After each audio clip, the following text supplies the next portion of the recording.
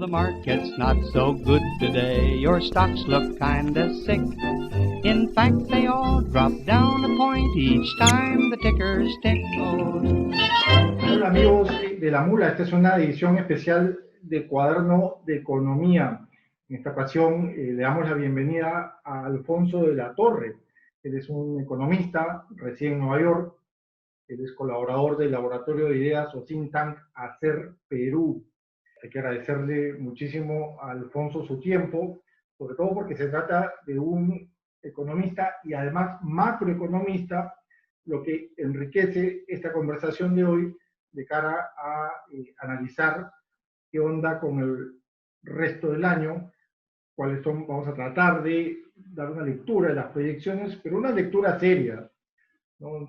Vamos a evitar pues esos números que a veces son lanzados, ¿no? Desde la magia de una hoja de cálculo, ¿no? Pero que desde luego no tienen a veces un objetivo muy profesional. Estamos en un contexto, estamos en el día 70 y pico, ¿no? Me parece que estamos en el 73, 74 del confinamiento, efectivamente. Nos vamos a 30 días más, alrededor de 30 días más, Alfonso, y bueno, ya tenemos cifras del primer trimestre, ¿no? De crecimiento o de decrecimiento, ¿no? Mejor dicho, hemos retrocedido en el primer trimestre menos 3.4%, ¿no? En términos desestacionalizados, un brutal menos 23% a marzo, ¿no? Contra el mes anterior. Bien, estamos en un contexto, sin ninguna duda, recesivo y atípico. ¿Cuál es tu reflexión a propósito del resto del año? ¿Cómo ves el 2020? Gracias, Eduardo, por la invitación. Muy gentil de tu parte, encantado de estar acá. Mira, a ver, yo no te puedo dar la cifra exacta. La verdad es que con pandemia o sin pandemia, los macroeconomistas, te cuento un secreto, no somos muy buenos con las predicciones y nuestros modelos te pueden predecir el crecimiento futuro, pero tienen un problema para predecir recesiones, ¿no? Entonces, ahí no puedo darte una cifra, pero te puedo ir dibujando el panorama, ¿no? Claro, creo que no estoy descubriendo la pólvora cuando te digo que el número no va a ser positivo para este año. Y yo creo que incluso podríamos hablar de un piso, es decir, un mejor escenario, y es probablemente que en el mejor de los escenarios aún así nos vamos a contraer a doble dígito, ¿no? Ahora, doble dígito es un rango enorme, ¿no? Va desde menos 10 hasta menos 99%. Claramente no va a ser menos 99%, pero hay ahí un rango amplio entre el menos 10, Bruno Seminario ha proyectado menos 16%, etcétera, etcétera. La situación es complicada. Ahora, yo quisiera empezar mirando de fuera, o sea, mirando el contexto mundial, porque esta es una crisis, la verdad, se abusa del término sin precedentes, pero realmente esto es sin precedentes y voy a entrar a específicamente por qué, y luego un poco hablar ya de la forma que va a tomar la recuperación y los escenarios posibles, ¿no? Perfecto.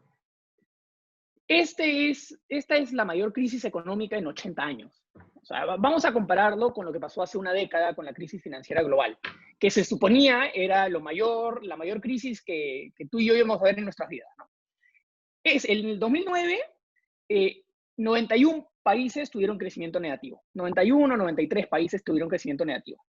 Este año, el Fondo Monetario Internacional en abril dijo que 150 países van a tener crecimiento negativo este año. Y eso lo dijo a inicios de abril, y ya hace unas semanas el Fondo Monetario ha dicho que probablemente pecó optimista. O sea, habían algunos países, por ejemplo, sobre todo en el sureste asiático, ¿no? Vietnam, Filipinas, que van a tener un crecimiento ligeramente positivo. Quién sabe, ahora de repente también entran en el grupo de los países que tienen crecimiento negativo. Entonces estamos hablando de una situación realmente sin precedentes desde ese sentido. En ese contexto, Latinoamérica está muy complicado, ¿no? ¿Y por qué Latinoamérica es muy vulnerable? Es muy vulnerable por varias razones. Primero, porque era una región que ya crecía muy poco. O sea, en los últimos 5 años, Latinoamérica era la región a la que peor le iba.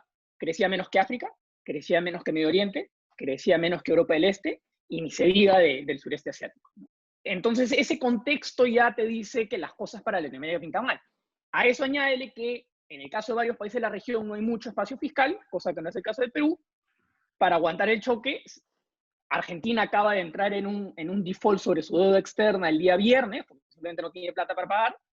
Y Tercero, una prevalencia de la informalidad, que es un problema especialmente fuerte en el Perú, pero también es un fuerte problema en otros países, como por ejemplo México, ¿no? México. Que te complica la situación, ¿no? Entonces, hablamos de una situación muy complicada.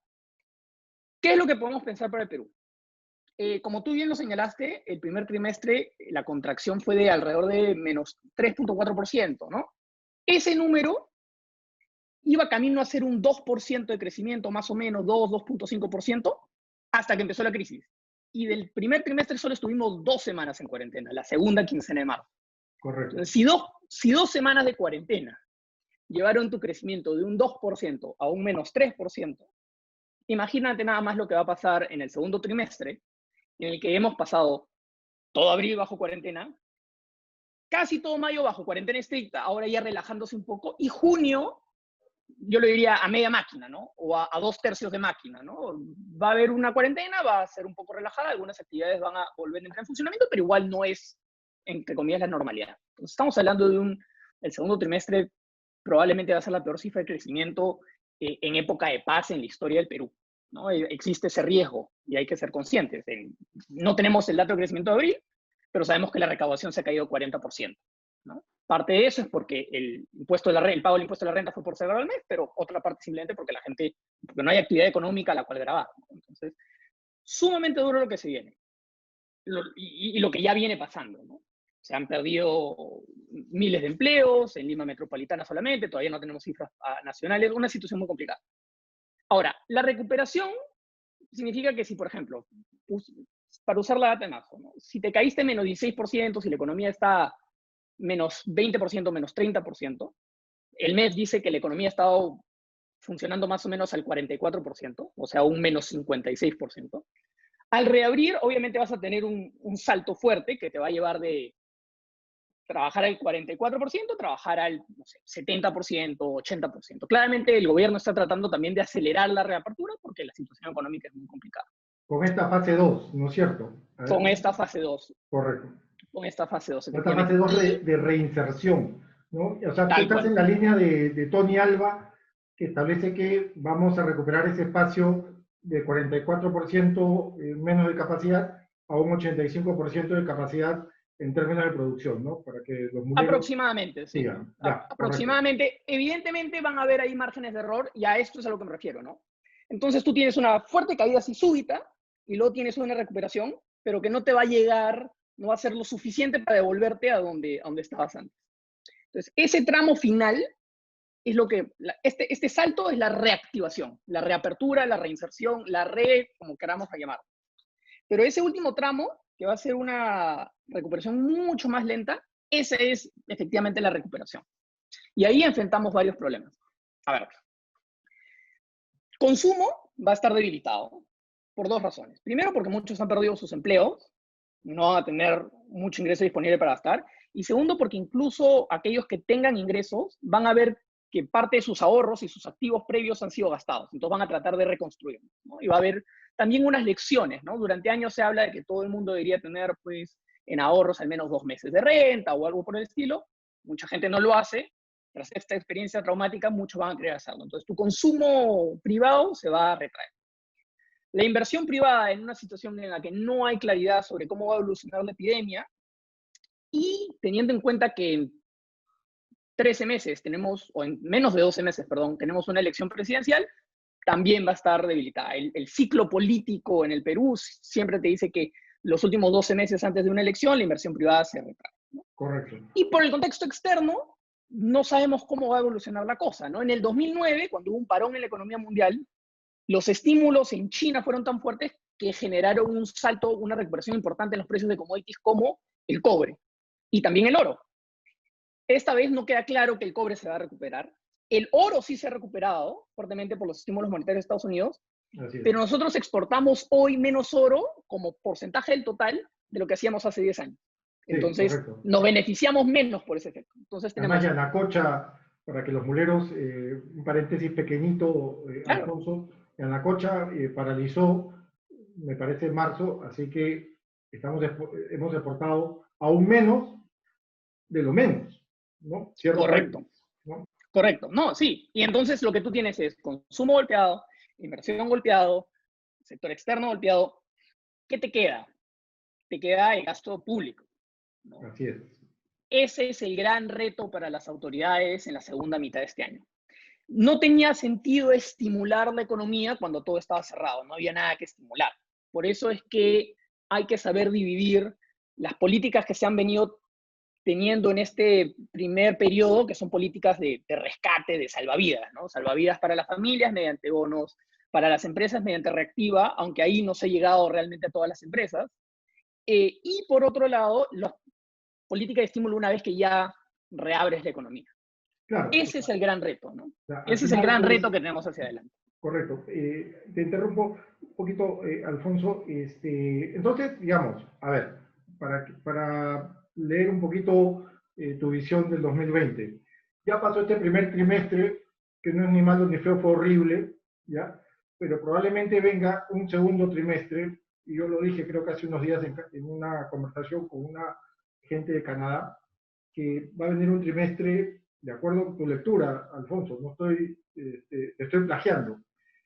Un No, trimestre tranquilo. malo, probablemente sea el segundo, un trimestre feo, probablemente sea el tercero, y probablemente, ¿no? En función a lo que acabas de decir, me voy a poner un poquito abogado del diablo y voy a confiar un poquito en que Europa salga antes, ¿no es cierto?, de su epicentro, que creo que ya está saliendo, ¿no? Y eso permita destrabar un poco el cuello de botella de bienes y servicios desde China a Europa, con lo cual tendríamos un comercio exterior que nuevamente podría dinamizar un poco la economía del Perú, ¿no? Es decir, para que los bolivianos entiendan, si Europa comienza a comprarle a China y los países industrializados empiezan a comprar a China, probablemente el Perú, ¿no? Si tenemos un buen contexto, sobre todo en el precio del cobre, probablemente el Perú pueda ir moviendo un poco la locomotora del comercio exterior, con lo cual tendríamos un cuarto trimestre completando esta película de Spaghetti Western con un cuarto trimestre bueno. ¿Tú estás de acuerdo con esa visión? Más o menos, ¿cómo la ves? Yo creo que va a depender de cómo es que medimos la actividad y contra qué lo comparamos, ¿no? Generalmente en el Perú reportamos los crecimientos año contra año, ¿no? O sea, Sí, segundo trimestre este año contra el pero anterior. eso, ¿no? Entonces, claro, tercer, cuarto trimestre no se van a ver bien. El segundo trimestre en el que estamos va a ser una película de terror, ¿no? El tercero y el cuarto van a ser feos. Y claro, en el primero, como ya te caíste 3,5 este año, el primero del 2021 se va a ver muy bueno. O sea, se va a ver bien, se va a ver un rebote, etc. Okay. O sea, Acá es seguimos con dentro mi de los... película de Spaghetti Western. Solamente Sí, que tú lo has entonces, arrimado un poquito al primer trimestre del 21. correcto. Es más, déjame hablarte de los escenarios en términos de lo bueno, lo malo y lo feo. Dale. Lo bueno es lo que llamamos en macro la recuperación en D, ¿no? Que no es simplemente que te caes 5 este año y creces 5 el próximo año, porque los porcentajes no son asimétricos, ¿no? Un poco para darle la idea a quienes nos ven, si yo me caigo 50% este año, para regresar a donde estaba el próximo año, tengo que crecer 100, no 50. ¿No? O sea, entonces, una recuperación en B, lo bueno sería que si nos caemos, y no es una predicción, pero si nos cayéramos, por ejemplo, menos 14% este año, que el próximo año crecemos 18, ¿no? 19, ¿no? Con lo cual, no solo recuperamos el nivel del 2019, sino que regresamos a la tendencia en la que estábamos. Eso es lo que llamamos recuperación en B, lo bueno. Lo malo sería una recuperación que los economistas llamamos en U, que es en el que la recuperación es un poco más lenta, ¿no? Eso es un poco lo que el Fondo Monetario ya en abril, cuando pecaba de optimista, nos estaba diciendo, estaba prediciendo para Perú, ¿no? Estaba prediciendo que Perú recién regresa a su tendencia en el 2022. O sea, todo el 2021 es crecimiento fuerte, pero realmente regresa a su tendencia en 2022, ¿no?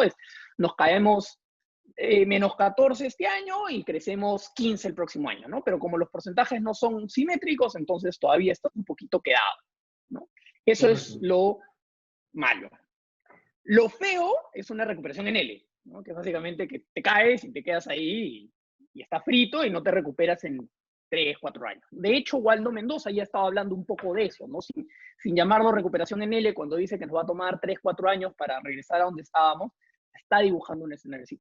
Ese es el escenario que, por ejemplo, el Fondo Monetario dibuja para Brasil dibuja para para México México. y dibuja para Argentina. Y digo dibuja a propósito porque los números del fondo a estas alturas ya están desactualizados, pero es la forma de la recuperación, ¿no? El dibujo que te dan esos números que realmente importan. Correcto. ¿Por qué enfatizo estos tres países? Porque en el Perú nos encanta compararnos con el promedio latinoamericano, pero el promedio, 2/3 del promedio latinoamericano son esos tres países, Brasil, México y Argentina. Todos los otros 20 y pico países, Perú, Chile, Colombia, Panamá, Costa Rica, países con los cuales normalmente nos comparamos, son el otro tercio. Entonces, claro, el Perú probablemente con respecto al promedio, quién sabe, de repente podría verse bien, pero hay más que eso, ¿no?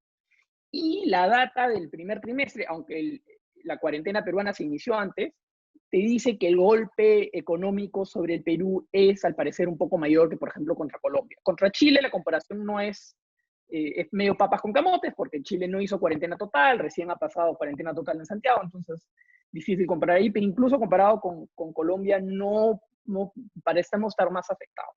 Por eso es que el segundo trimestre, lo que haga la política fiscal va a ser muy, pero muy importante, entre otros factores, para saber si es lo bueno, una recuperación en B, que honestamente yo la veo difícil, lo malo, una recuperación en U, que yo creo que es el escenario base en este momento, o lo feo, que es mi temor, y es con lo que a veces tengo pesadillas, que es una recuperación en L para el Perú, ¿no? Que significaría Correcto. mucho atraso y mucho sufrimiento.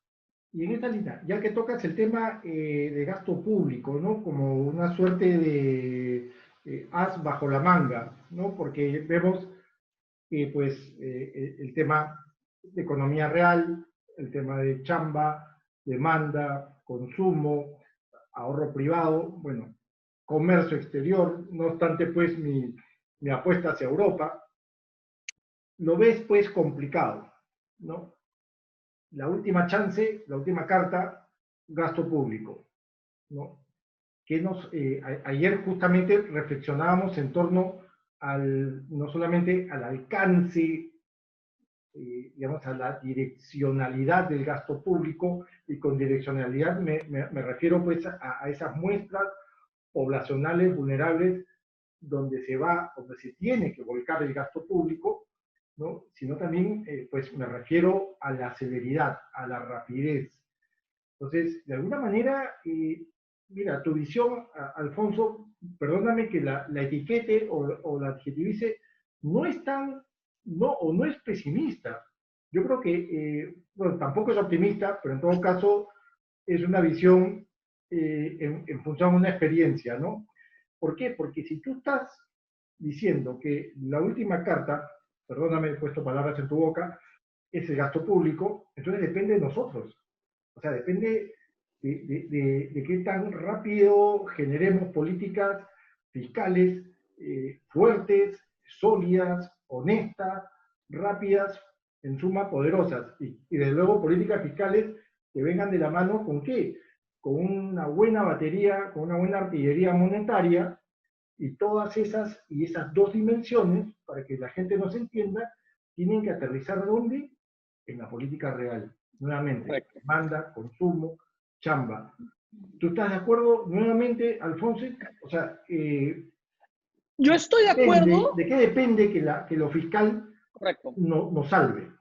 Por decir A ver, dramático, ¿no? primero, no, pero es que yo creo que, a ver, fiscal es la principal herramienta que tenemos nosotros.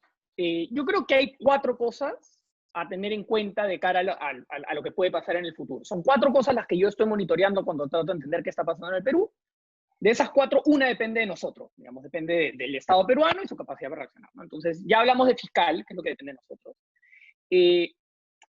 La segunda tiene que ver con el daño que ya se ha hecho, entre comillas, ¿no? En el sentido de la cuarentena, cuánto eso ha dañado el aparato productivo. No tenemos la data para saberlo, la verdad no lo sabemos. Sabemos que hay muchas MIPES que no han tenido acceso al crédito para capital de trabajo y no sabemos si es que se las han podido ingeniar de otra manera o no. Correcto. Yo acá quiero hacer una salvedad, porque seguramente tú y muchos de los que nos escuchan han hablado mucho de la comparación entre la pandemia y una guerra, y hay economistas que han especificado que efectivamente no es lo mismo en términos económicos, porque en una guerra se destruye capital físico, ¿no? Se destruyen, ¿cómo se llama? Fábricas, se destruyen carreteras, se destruyen cosas que nosotros usamos para la producción, ¿no? Y una pandemia no hace eso. Sin embargo, una pandemia sí te puede destruir capacidad productiva. ¿Por qué? Porque te puede destruir empresas que quiebran. Y la economía no es simplemente agarrar cuántos recursos naturales tienes, sumarles cuántos trabajadores tienes y sumarles cuánto capital tienes, es también cómo los combinas, ¿no? Si yo le doy un martillo al ingeniero y una computadora al carpintero, probablemente no estoy asignando los recursos de la mejor manera, ¿no? Y las empresas supone que ayudan a eso. Si tenemos una gran pérdida en las más de 2 millones de empresas que existen en el Perú, eso podría afectar nuestra capacidad productiva. Esa es una variable que no sabemos, pero es el segundo factor. El tercer factor es el entorno internacional. Y ahí no lo sabemos. Yo creo que una recuperación de Europa y Estados Unidos puede ayudar a China. Sin embargo, China, como porcentaje de su economía, la exportación pesa menos de lo que pesaba hace 10 años, y aún así hace 10 años necesitó un fuerte impulso fiscal, ¿no? Entonces, si China no implementa ese gran impulso fiscal y no parece tener el apetito para hacerlo, ya nos lo dijeron, porque dijeron, este año China siempre desde 1990 anunciaba su meta de crecimiento. Y este año no ellos lo han vi. dicho, Sí, a raíz de la pandemia no lo vamos a hacer. Eso ya te correcto. dice que probablemente no van a tener este gran impulso fiscal que en años pasados ha tenido, y eso no es un viento en contra, pero tampoco es un viento a favor. Entonces, el entorno internacional que no controlamos. Y el cuarto factor es la evolución de la epidemia, ¿no? Y yo no quiero, esto lo pongo como algo que en verdad no está completamente bajo nuestro control, porque ya hemos encontrado que acá hay un mix entre decisiones de política pública que no son fáciles, en los que hay errores que se tienen que enmendar, pero también algunos factores estructurales, ¿no? Entonces yo ahorita diría que la principal herramienta que controlamos de esos cuatro es el factor fiscal. Entonces, solo para resumir para la que nos ven, es fiscal, es el daño que se ha hecho a la economía hasta el momento, que no lo sabemos, es el factor externo, que no lo podemos predecir, y es la evolución de la epidemia, que como nos damos cuenta es difícil de predecir, ¿no? Correcto. Fiscal es la clave. Entonces, en el lado fiscal va a ser muy importante que se priorice el gasto en base a dos criterios. Uno va a ser, sobre todo, el nivel de inversión, de inversión pública en proyectos que estén listos para ejecutarse rápidamente, y al mismo tiempo en proyectos que tengan alto impacto.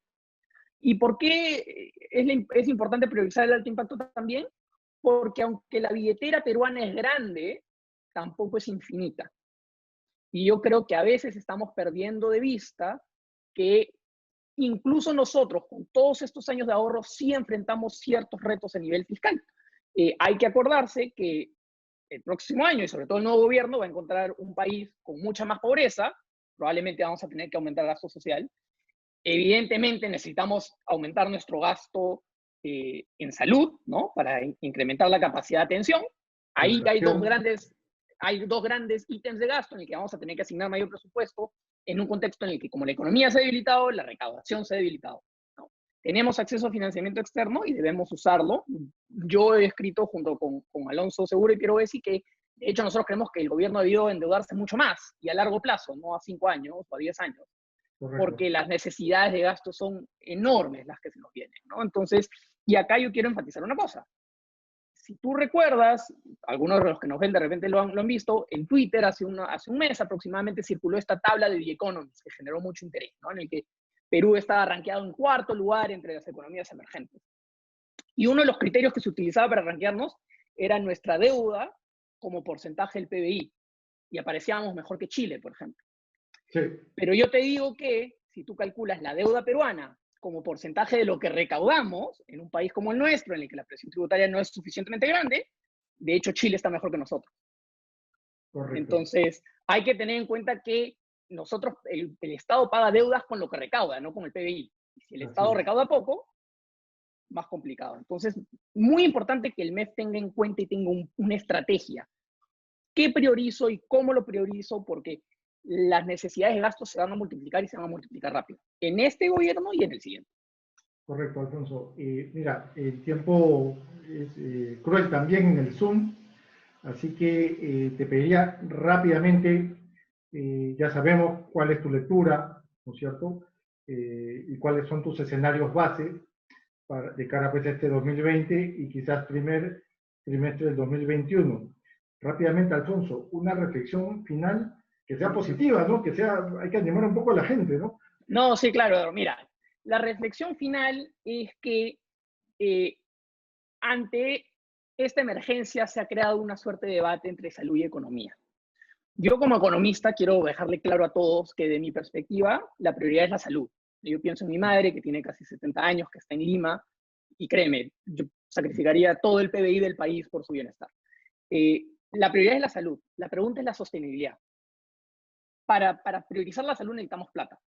Entonces, la idea es cómo protegiendo la salud nos aseguramos de tener suficientes recursos para justamente hacer eso.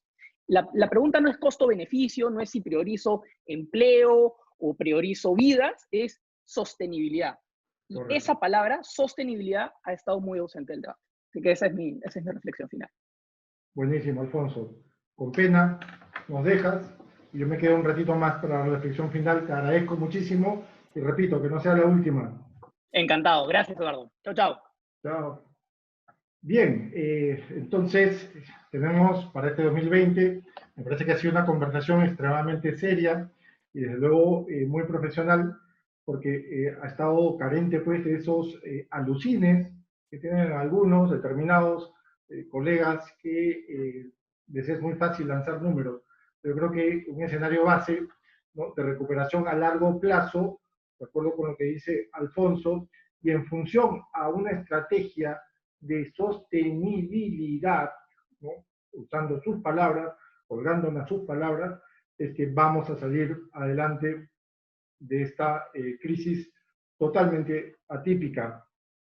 El gasto público es un arma que no obstante es poderosa, tampoco nos va a blindar de este impacto por la COVID-19.